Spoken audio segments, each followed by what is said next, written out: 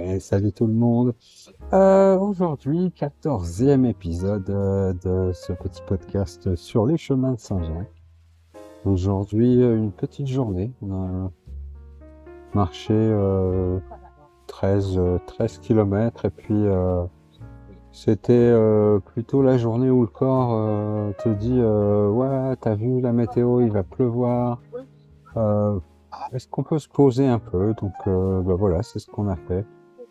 On s'est dirigé vers Léon, qui voilà. Et puis là aujourd'hui, on s'est dit bah voilà, on va faire une journée de repos pour et ben voilà, avant d'attaquer la dernière partie du chemin, hein, une grande partie.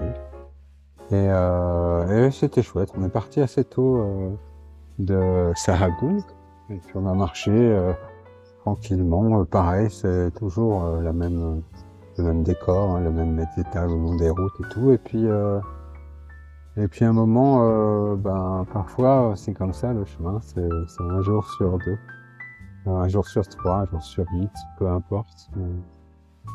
C'est bah voilà, la veille ça va bien, t'es en forme, tout va bien, tu pourrais faire 40 km. Et puis le lendemain, bah parce que t'as pas bien dormi, parce que pour des tas de raisons, parfois que seul ton corps connaît d'ailleurs, eh bien tu te retrouves à te dire ouais là je fais une pause, je fais un petit break et donc voilà break à Léon, dans une ville la quatrième grosse ville. Il y a 5 grosses villes sur le parcours de Saint-Jacques-de-Compostelle. La première, c'est Pampelune, après c'est Logroño, après on a Burgos, Léon, et puis Saint-Jacques-de-Compostelle. Et la particularité de Léon, c'est d'avoir encore des remparts romains, des structures un petit peu hallucinantes. Je vais essayer de, vous voyez, un peu comme cette muraille ici là, qui voilà, et toute la ville est construite dessus avec une super cathédrale, très très jolie, très très belle, d'extérieur, d'intérieur.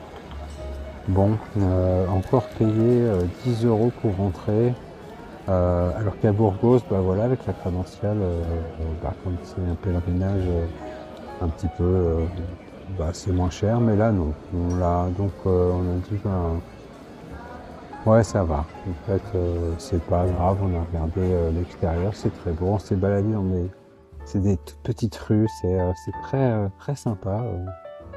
Et puis voilà, on s'est dit que on allait reprendre le chemin demain tranquillement après s'être reposé. Et puis finalement, ouais, on avait décidé, comme je vous l'avais dit hier, d'éviter bah, le lâcher de taureau dans la ville de Sahagún. Est-ce qu'on a envie de voir des bêtes courir dans des rues et des gens excités essayer de leur piquer le foulard qu'ils ont entre les cornes?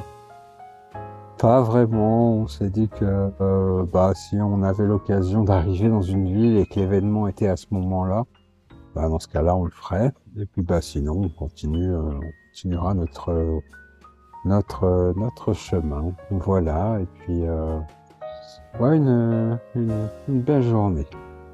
Belle journée. Parfois, bah, c'est un petit peu la leçon du chemin. La leçon du chemin, c'est écoute-toi.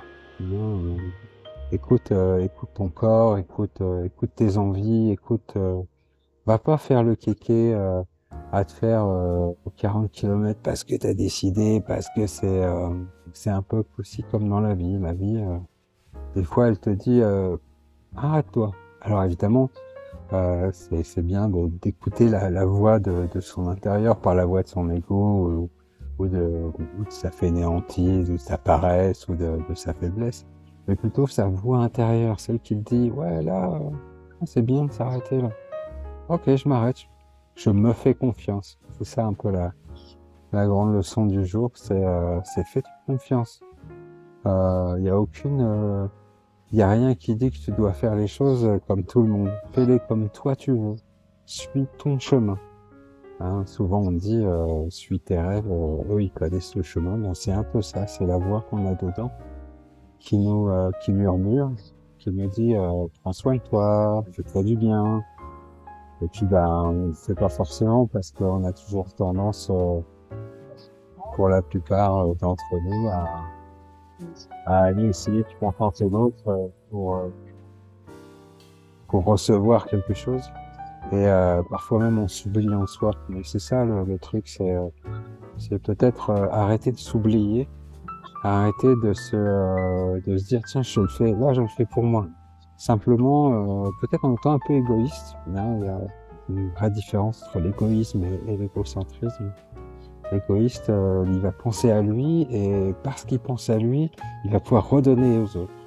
L'égocentrique, lui, il va tout faire tourner autour de lui-même. C'est-à-dire qu'il va être le centre de la vie et il va être incapable de rendre aux autres parce que tout doit lui revenir. Eh bien, dans cette forme d'égoïsme, bah, c'est bien de prendre soin de soi, c'est bien de se recharger les batteries parfois, de se donner du temps pour soi, plutôt que de donner du temps aux autres et puis après de ne plus être capable de rien du tout.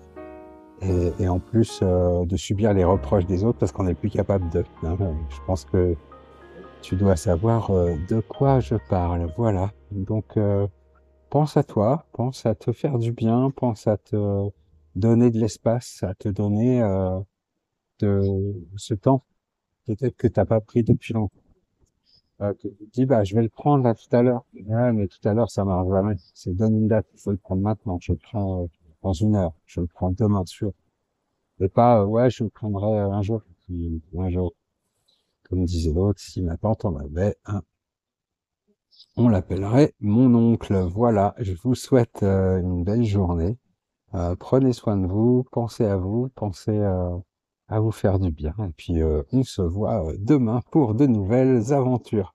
Pensez à vous abonner si vous l'êtes pas et mettez un petit pouce vers le haut. Ça fait toujours plaisir. Allez, je vous embrasse.